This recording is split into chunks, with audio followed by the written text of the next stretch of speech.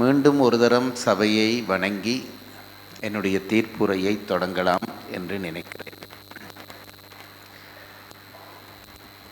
பேசிய பிள்ளைகள் எல்லோரும் மிக நன்றாக பேசினார்கள். இது புகழ்ச்சியான வார்த்தை இல்லை, உண்மை.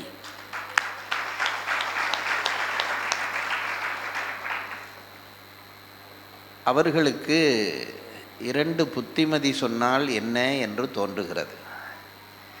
வயசு போனதனுடைய அடையாளமே யாருக்காவது புத்திமதி சொல்ல வேண்டும். அப்போ தான் வயசு போனது தெரியும். எனக்கும் வயது போய்விட்ட காரணத்தினாலே புத்திமதி சொன்னால் என்ன என்று தோன்றுகிறது. 2 புத்திமதி சொல்கிறேன். ஒன்று, மேடைக்கு வருகிற பொழுது நீங்கள் சொல்லப்போகிற பாடல்களை மனதுக்குள் ஏற்றிவிட்டு வாருங்கள். துண்டிலே எழுதி வைத்து அந்த பாடல்களை மேடையிலே சொல்வதை நீங்கள் தவிர்ப்பது நல்லது. அதிலே 2 லாபம் இருக்கிறது. முதல் லாபம், ஒவ்வொரு மேடையிலேயும் 2-3 பாடல்களை பாடமாக்கினோமானால் ஒரு 10 ஆண்டிலே ஒரு 100 பாடல் எங்கள் மனதுக்குள்ளே இருக்கும். அடுத்தது, நான் இதை ஏன் சொல்கிறேன் என்றால், போருக்கு போகிறவன் துப்பாக்கியை எப்படி பயன்படுத்த வேண்டும் என்று தெரிந்துவிட்டு போக வேண்டும். ஏனென்றால் எதிரி சுடுவதற்கு தயாராக இருப்பான். அப்போதுதான் புத்தகத்தை திறந்து வைத்து இதை எப்படி பூட்டுவது என்று பார்த்து கொண்டிருந்தால் எதிரி சுட்டு தள்ளிவிட்டு போய்விடுவான். மேடையும் ஒரு போர்க்களம்தான். இந்த போர்க்களத்திலேயும் 1 நிமிடமாவது நீங்கள் கொஞ்ச நேரம் அந்த பாடலை பார்த்து சொல்லலாம் அப்படி என்று இருந்தீர்களானால் எதிரி உங்களை அடித்து வீழ்த்து விடுவான். இதை என் அனுபவத்திலே சொல்கிறேன். மூப்பின் காரணமாக இப்பொழுது பாடல்கள் நினைத்த உடனே புத்திக்கு வருவதில்லை. அந்த நேரம் நான் படுகிற வெட்கம் இருக்கிறதே, அது பெரிய வெட்கம். ஒரு வினாடி அது மனதுக்குள்ளே வரத்தவரினாலும் மனம் நாணி போய்விடுகிறது. அந்த நாணம் வர வேண்டாம் என்றால் அது உங்களுக்குள்ளே பதிவாக வேண்டும். கடந்த 2 நாட்களாக வாரியார் சுவாமிகளுடைய பேச்சுகள் கேட்டுக்கொண்டிருந்தேன் டேப்பிலே. என்ன கொடுப்பனவு! எத்தனை பாடல்களை உள்ளத்துக்குள்ளே வைத்திருக்கிறார். அவர் நினைக்க அது வாயிலே விழுகிறது. அதெல்லாம் ஒரு அவதாரம் இல்லாமல் வேறு யார் என்னென்று சொல்வதென்று எனக்கு தெரியவில்லை. ஆகவே இளைஞர்களாகிய நீங்கள் அதை கடைப்பிடியுங்கள் என்பது என்னுடைய ஒரு வேண்டுகோள்.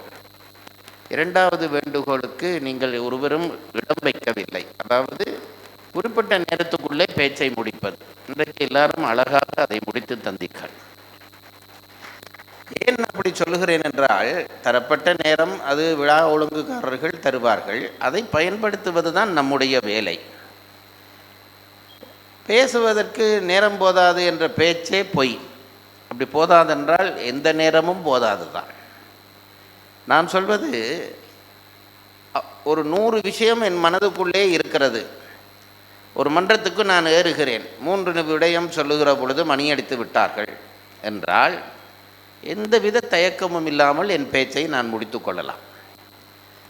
ஏனென்றால் நான் சொல்வதுண்டு, உனக்கு தெரிந்த எல்லா விஷயத்தையும் ஒரு மேடையிலே சொல்லிவிட்டால் அடுத்த மேடைக்கு உன்னை கூப்பிட மாட்டார்கள் என்றால் எல்லாம் இவர் சொல்லிவிட்டார் என்று கொஞ்சம் இருக்க வேண்டும். அப்போதான் நம்பி கூப்பிடுவார்கள்.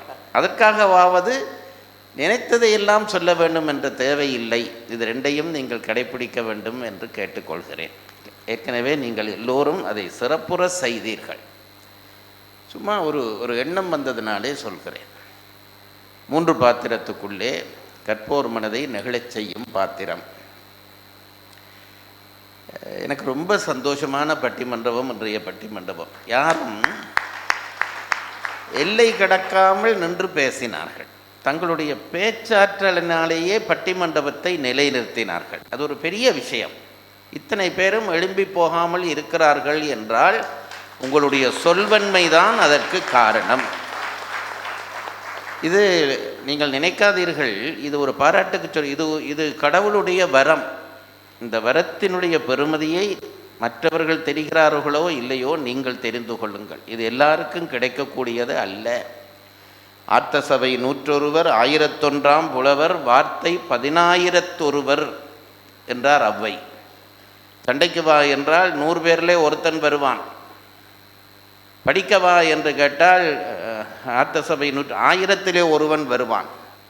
பேசவா என்று கேட்டால் 10,000 ஒருவன் தான் வருவான் என்றால் அவ்வை. நீங்கள் எல்லாம் 10,000 ஒருவர்கள்.